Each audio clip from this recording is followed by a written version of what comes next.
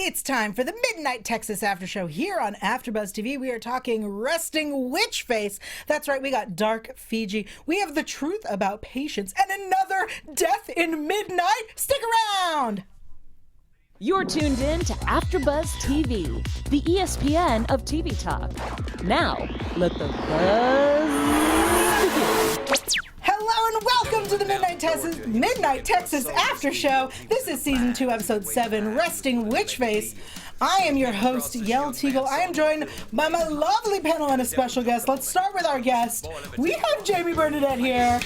Yay! Welcome. Thank you so much. I'm so happy you're here. Jamie plays Peaches, one of our sexy vampires. We'll talk about that in a bit. Haley J is also here. Happy Sunday, guys. And Steph Sabraw. What's up, you guys? Oh my goodness. Let's jump into Restin' Witch Face. Yes. Restin'. I'm turning Gotta into love Bobo. the title of this one. I'm turning into Bobo on this show with my Texas accent. I'm a California girl. I'm so sorry, everybody. What did we think about this episode, Steph? I loved this episode. Fun fact, my Wi-Fi is resting witch face, so when I saw the title, I knew it was going to be great. What? Yeah, it's because I think I'm a witch, and I What's probably suffer from resting witch face. What's your Wi-Fi password? Oh, Is it I love Bobo? No, it's like narcissistic. But anyways, this is the episode I've been waiting for. I really, like you guys know, I loved last episode, but this had so many WTF moments, and wow, what the heck. I don't even know what's going to happen in the next two episodes, so I'm really excited. Haley? Even speaking before, we're kind of like, where do we start? There's so much that went on with every character. There's a plot twist at almost every scene. There's something new happening. So I loved it. I think these episodes are just getting better and more exciting each time.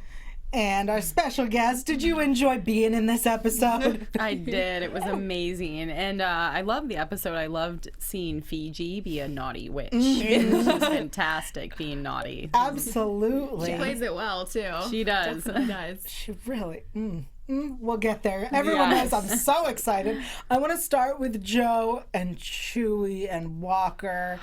Let's just get real depressed right off the bat.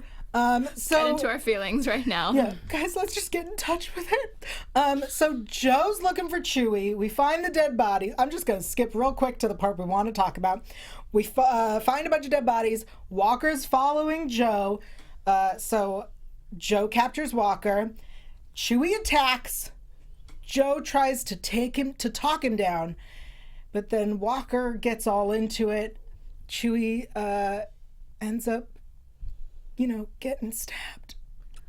It's like ultimately Joe kind of chooses Walker over Chuy to protect him, I guess, in the end from killing Walker. Honestly, you guys, this scene pissed me off so much because... First of all, Walker has annoyed me immensely, basically, he was cool in the shower scene, and then ever since that, I was like, you can go. You're just really causing a lot of issues. And I just didn't think that it was enough of a setup scene where Chuy should have died. I think it could have, we have an angel there. I think something else could have happened, but Walker definitely is the cause of that. And then I just hate what happens with he's really a fallen angel, like through and through now. Doesn't have wings. Right. I think when Walker decides he's not going to kill Chuy, he says, "I can't kill the man you love because I love you." And then that's when Joe stabs Chuy. I was like, no, that is when you stab Walker. Well, the live chat kind of agrees that Walker needs to go. Sabraw is questioning, can Walker just die soon, please? Can we just get rid of him? What do you guys think? Is he going to stick around now? Because I don't see Joe wanting to be with him anymore. I don't see how his character is going to be relevant. What do you guys think? That's so interesting because I feel like a lot of people were like, now Walker's going to be Joe's love interest. And I disagree. He says to him, "I never want to see you again." And I took that as Walker's gone. Same. He might come back and try to beg for Joe's forgiveness, but Joe can never. How could you ever forgive someone? He cut off his wings. I think it's permanent. I think Walker can't come back, and I took it as him that was the end of him for the season. Of Walker. Sorry, of Walker, not Joe. Joe, I don't know what the heck is going to happen. That was my huge WTF moment. A lot of the fans are questioning, why didn't Joe just kill Walker, not Chuy? They're saying he's already a fallen angel, that what would this death really affect him? But I don't know. That's an excellent question. If I was in a relationship for years and years Thousands and of years, years. I would probably choose my partner over someone I'd just met recently, but that's just me. So That seems reasonable, right? Mm-hmm. You feel like you would also choose your love over your hookup. Yeah, That absolutely. seems reasonable. Yeah. to be continued. Yeah, we'll see what happens with that.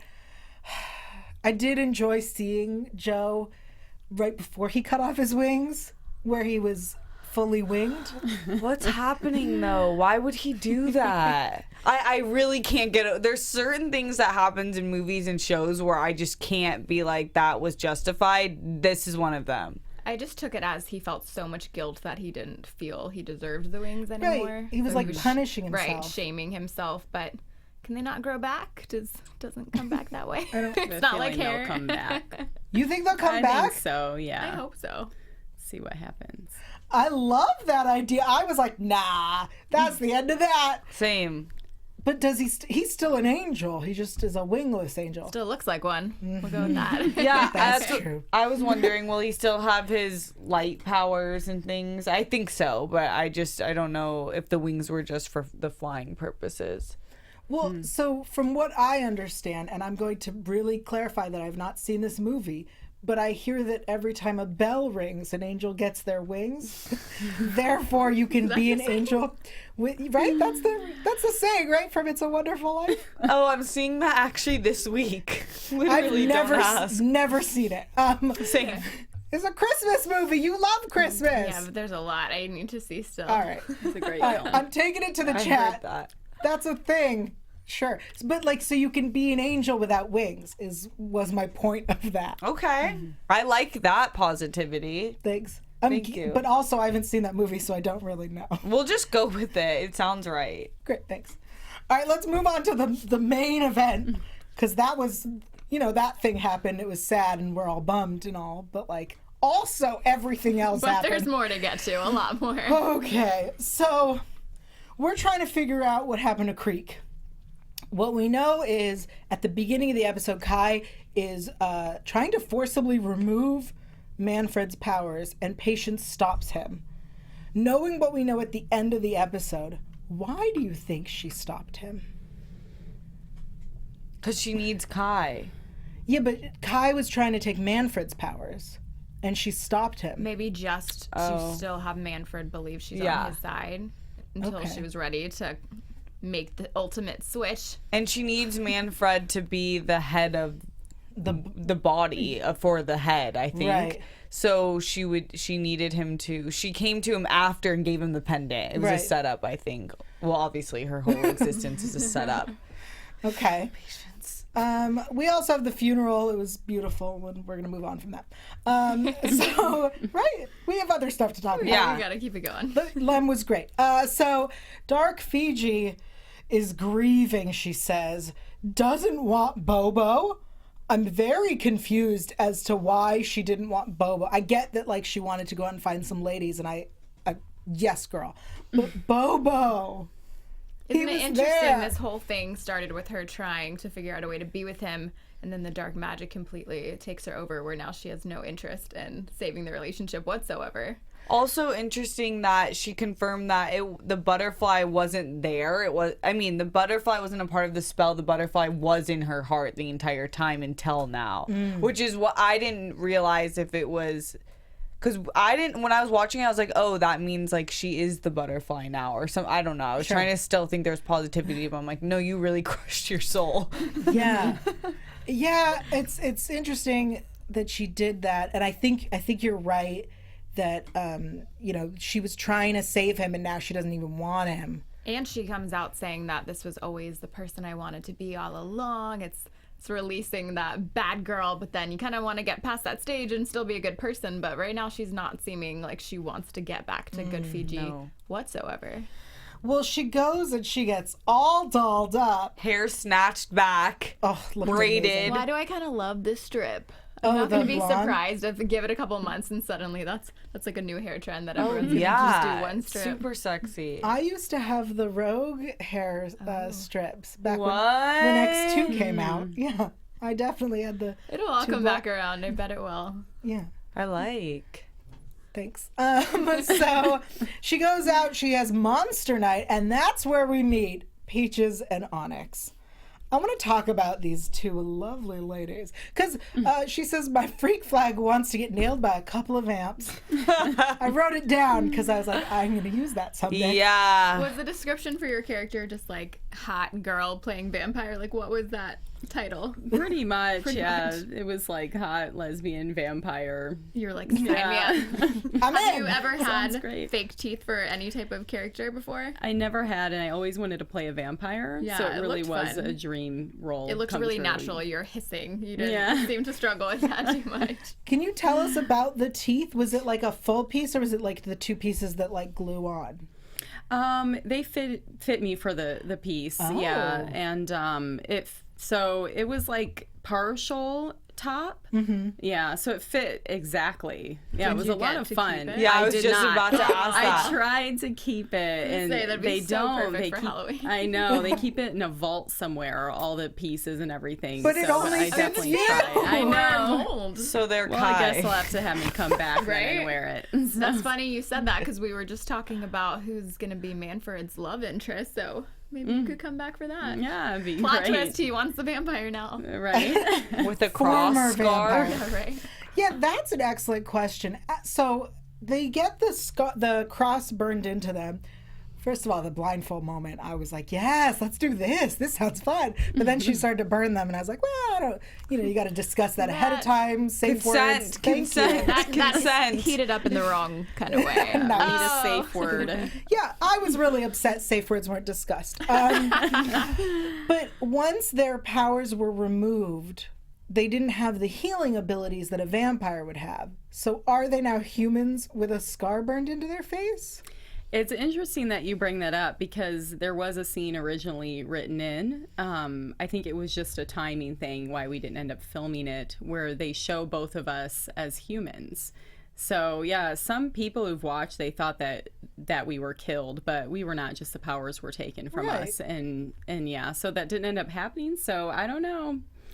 We'll The live see. chat just had an interesting thought about this. They said that Fiji went for the two girls because that was an easy way for her to just get two monsters at once instead of doing the work to get a monster one at a time. She was just saw an opportunity to get two. I birds think with one stone. it was true. definitely manipulated because they Oh, for sure. because with Kai he even said they had 40 or like It's they had 70 times 7. of all the different types of monsters, so they had to be specific. I think she knew that she was inviting these two vampires in particular. Right. Right? Because she all could of have the powers easily- were very specific, I That think. is true.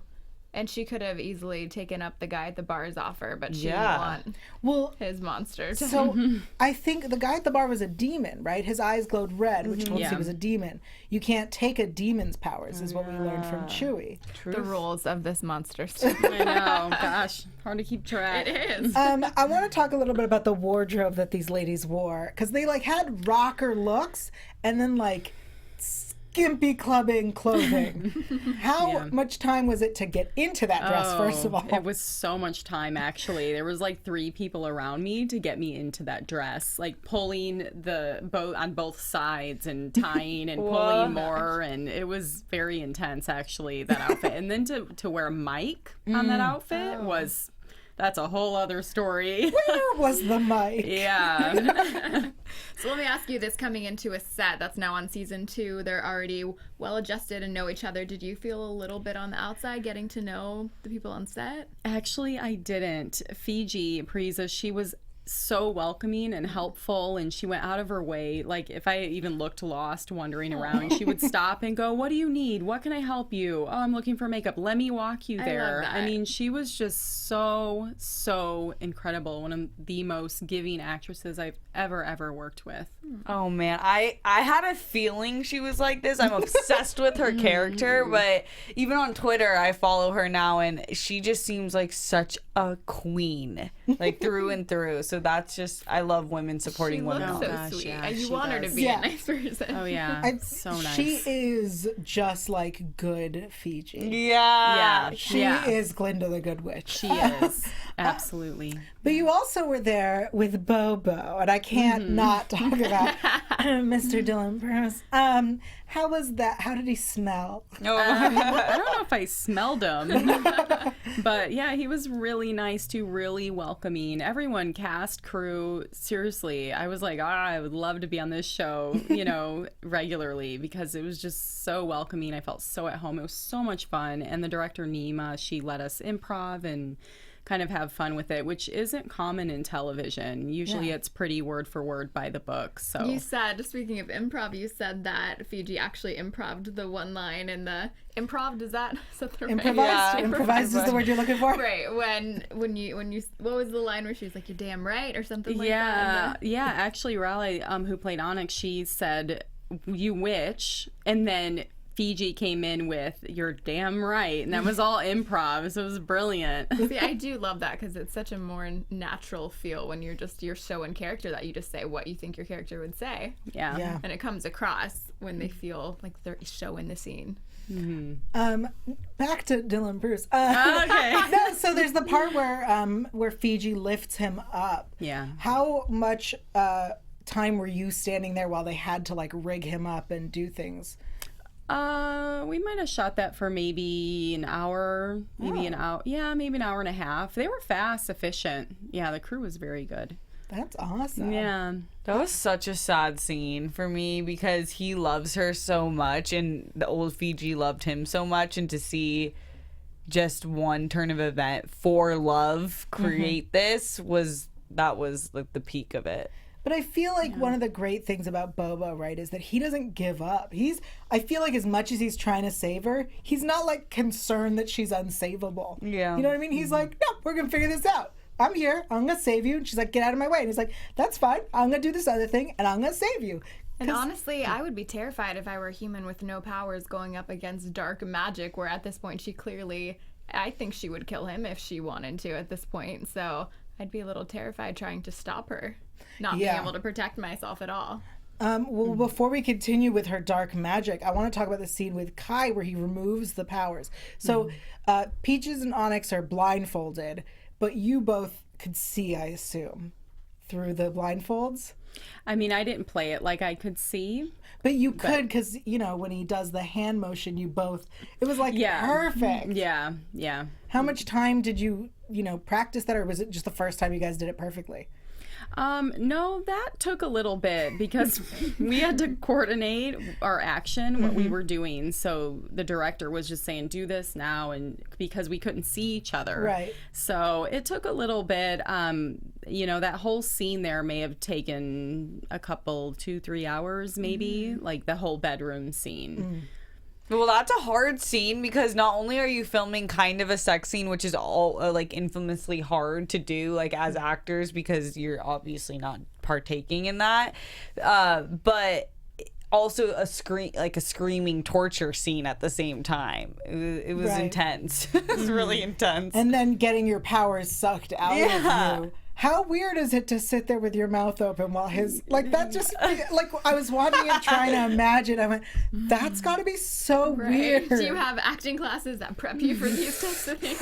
Like, Not what at are you all. doing? Hopefully everyone had he has breath mints Yeah, where he's like that right. close, like sucking your life. But so you really couldn't see through the blindfolds at all? No, we couldn't. No, okay. that's why they had to direct, and we had to get the timing right. And yeah, we screwed up many times, and because we would collapse at different times, or his breathing. He was working with us when I sound like this. Now I'm sucking it out. Now we had to listen and do everything at the same time. And it's pretty like, quick, huh? Well, at that point, the sex No wasn't background happening. music either. 'Cause we were saying earlier, when you watch it, the scene comes together with the soundtrack and everything. But when you're on set, I imagine you're not actually hearing the music, so it's all just like very scripted out movements that are supposed to be like sexual and natural, and you're just like, turn right and kiss her here. yeah, exactly. Yeah, that's all done in post after the fact. Yeah. So yeah. So fun.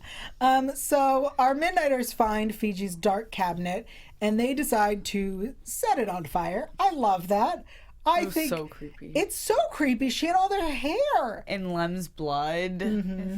Like, this was very planned in the 2 weeks she's been bad Fiji. Yeah, it feels like did it a had. lot. Yeah, She did work. she accomplished a lot in that time, and I think that's wonderful. That did surprise me. I knew she was turning into bad Fiji, but I didn't anticipate she was going to be the one behind this whole thing. It's interesting because her transition was quick, right? Like once the butterfly was gone, we lost her.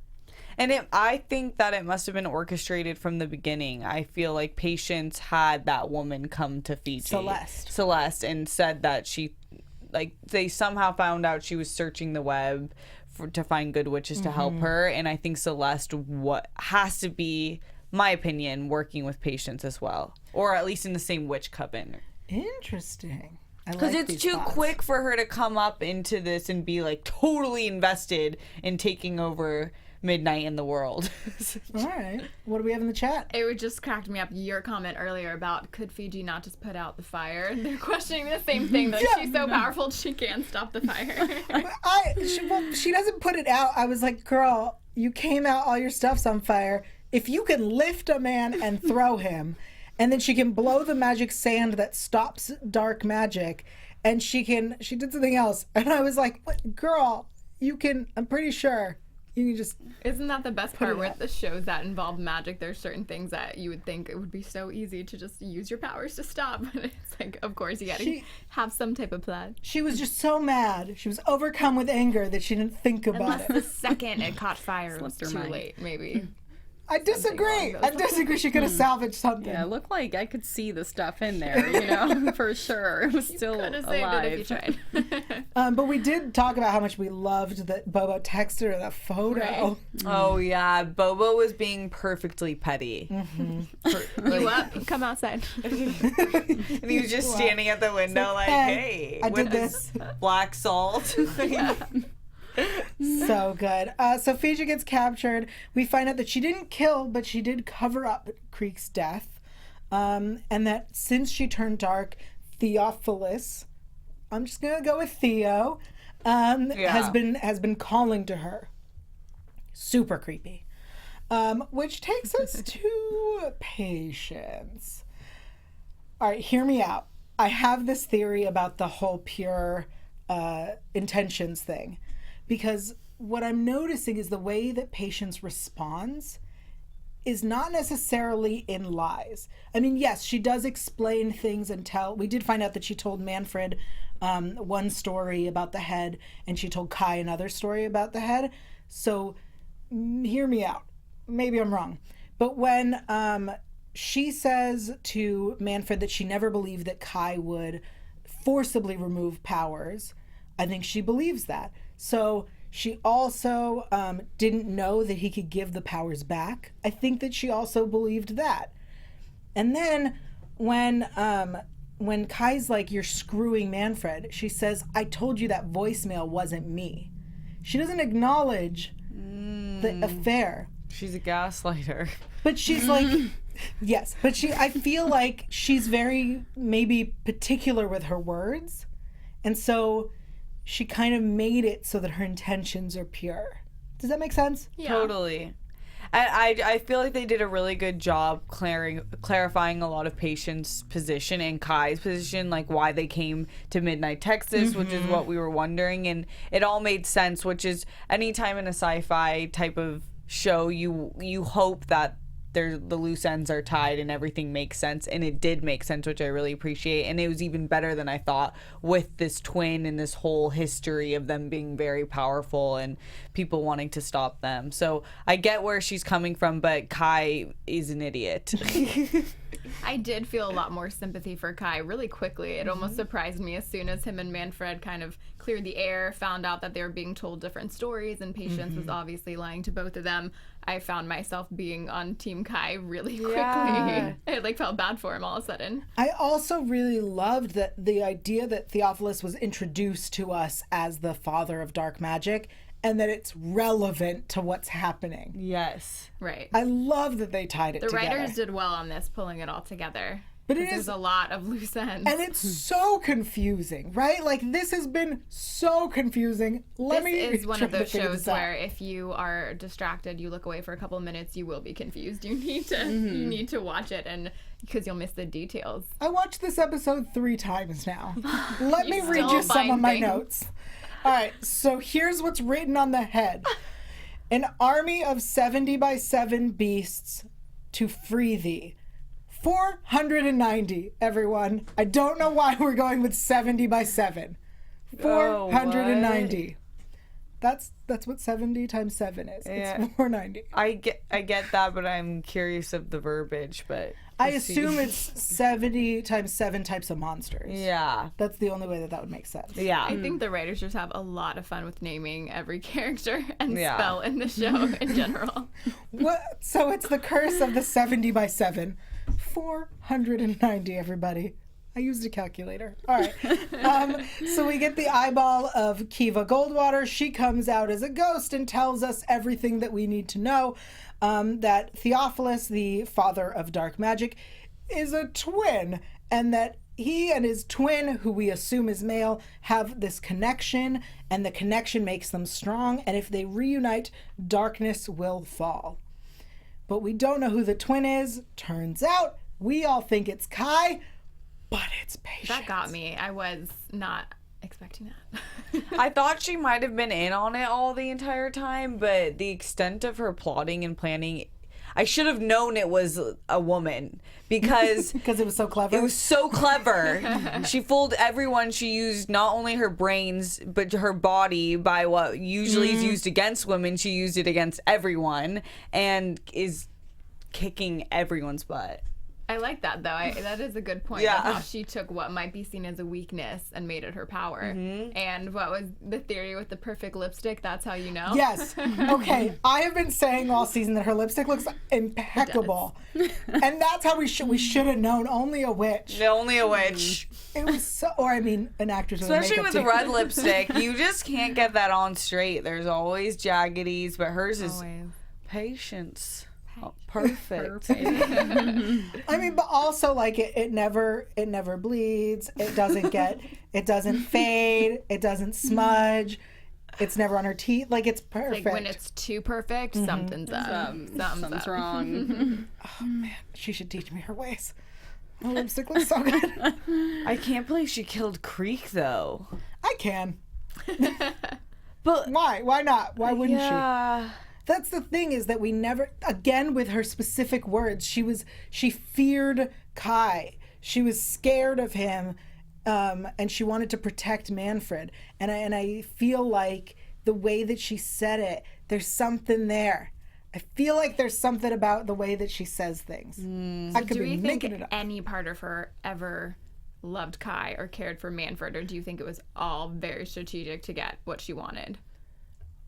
I think no Manfred. She says it didn't mean anything. Yeah. And I believe her. I believe that.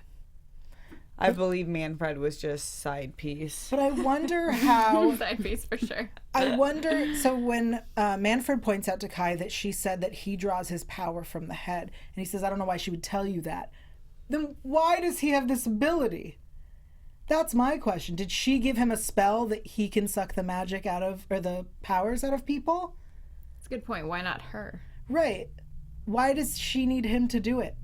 But we also know that she put the amulet on Manfred to use his body. I'm really curious to see where Kai progresses in the storyline, if he's going to go against Patience. Because he seems like, now that we know, a genuine, like, he wants to be a healer. He actually wants to help people, and we've completely we're misguided on what he represents. So I feel like he has to team up with Manfred now, but it's hard because he probably really loves Patience. It just occurred to me that she has slept with Manfred, whose body she needs to use for her brother. Interesting. Literally just occurred to me. I guess no line is too far for her.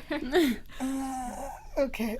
It happens. Go on. There's a few. I cover The Gifted at AfterBuzz, and there's really powerful twins. There's nothing dirty between those two. The Von Struckers. No, they're past. They're grandparents, and they work together. Yeah. Yeah. So Cherry is actually in our live chat, and she thinks that the relationship between Manfred and Patience was casual for Manfred too. I feel like he maybe liked her as more than just a hookup. Nah, he still loved Creek. You don't think he's hurt at all that Patience did that? I mean, I think he's hurt because she betrayed him, but not because of love. I think I'm just such a sucker that I'm like, no, She was just the ultimate rebound. Patience was like everything you would hope in a rebound because, she can't. Right. Well, other than married, but I'm just saying, like, because she was married, if she wasn't in love with him, like, she can't really expect a relationship. Like, in the most selfish, messed up way, she's a great rebound. And he is too. Okay. I'll allow it. I like it a lot, using actually. each other at least. Yeah. I like it.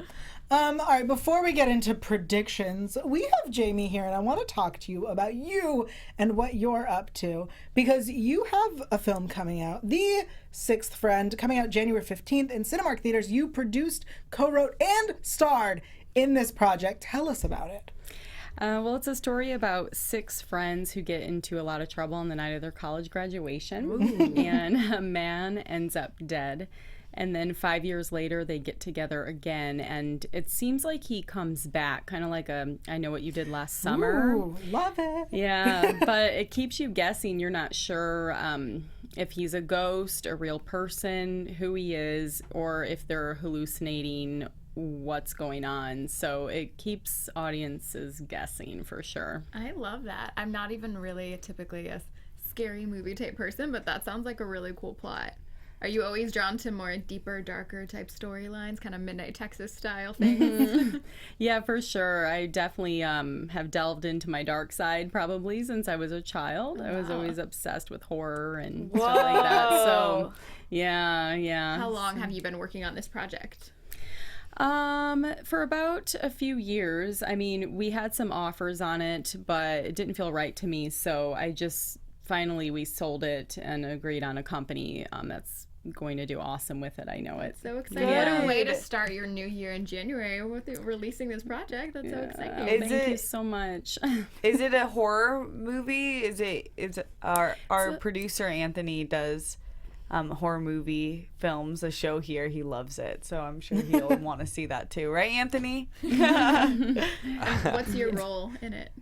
I play Joey. She's kind of the quiet, withdrawn type. So the opposite of Peaches. Yeah, definitely the opposite of Peaches, for sure. Peaches. The names on this show. I love it. So silly. So what was the hardest part, producing, co-writing, or acting in it? Producing, hands down. Producing is the toughest thing I've ever done in my life. The analogy that I like to use is it's like putting together 20 weddings, not one wedding, 20, where you have to organize everything. And it's a lot, but it's very rewarding because, you get to be part of the entire process. Because a lot of times when you just act in a film, you act and that's it. You don't get a say on the music and the editing and things like that. So it was great to produce and have a say in all of that and see the final product and be proud of every element. Right. Do you ever feel the need to separate and come back to it? Do you ever focus on something so intently that you almost start to lose your own perception of what you really think of it? Do you know what I mean? Where sometimes you're like, do I like this? Do I hate this? Let me just come back to it type thing. I do, yes. We had a lot of people look at the film and give feedback. I think that's very important. Like, we did not lock that edit until we got a lot of feedback from people, because sometimes you've seen it so many times, you miss things, or something doesn't make sense. So you have to listen to other people. And I think that's a very important part of being a producer, is being open to people's opinions and things like that, because you want a final product that people can understand and, But maybe at the same time still sticking to your own beliefs, because sometimes I feel like too many voices get distracting. Yeah, that can be. Yeah. But yeah, some things we had where it was like, oh, that doesn't really make sense, or okay, we need to clarify that, or that to us it makes, especially as me as being being the writer also. Because you know everything every makes sense storyline, to right? me. But yeah, but Someone from the outside might not see it the same way. exactly. Clearly. Yeah, so it was great to have that feedback. That's so exciting. So do you find yourself more interested in producing or acting, or is it kind of you like it both equally?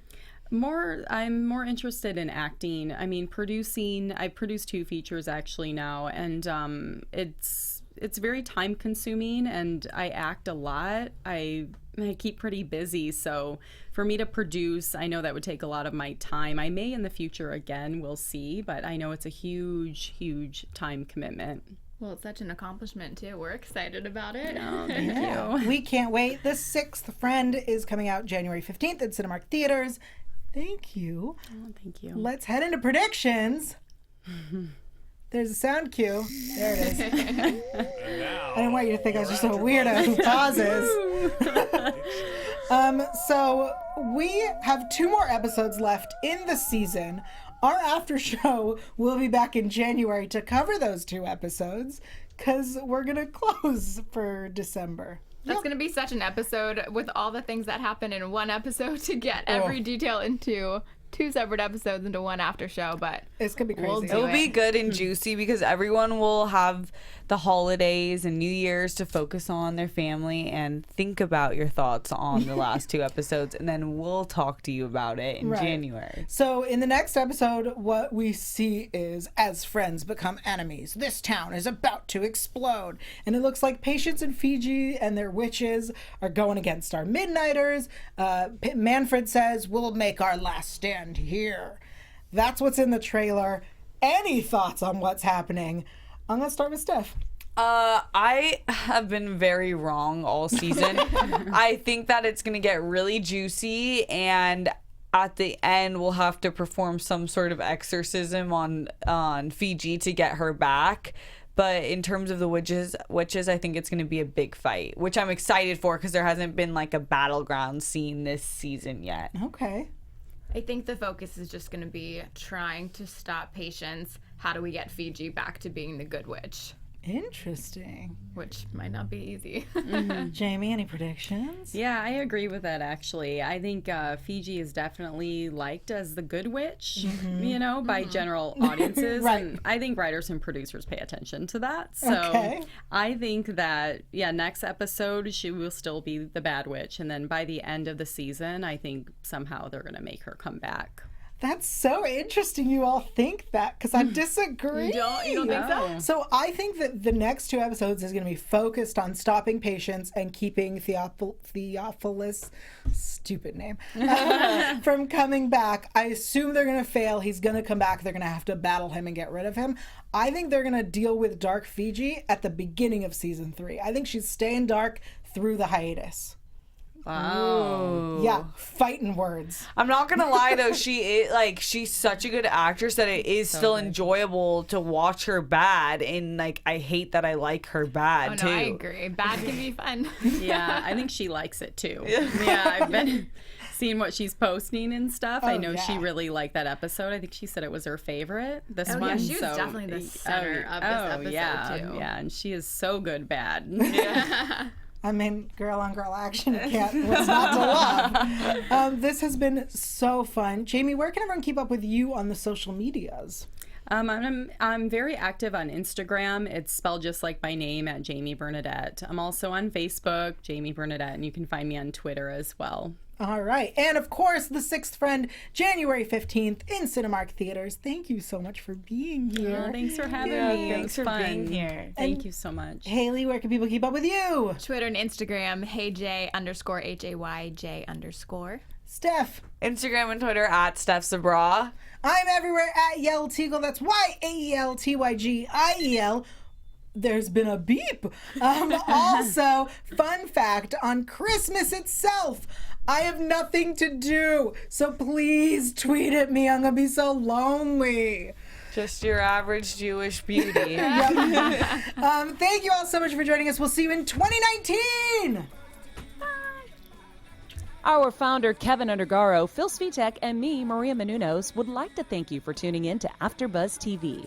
Remember, we're not just the first, we're the biggest in the world, and we're the only destination for all your favorite TV shows. Whatever you crave, we've got it. So go to AfterBuzzTV.com and check out our lineup. Buzz you later. The views expressed herein are those of the hosts only and do not necessarily reflect the views of AfterBuzz TV or its owners or principals.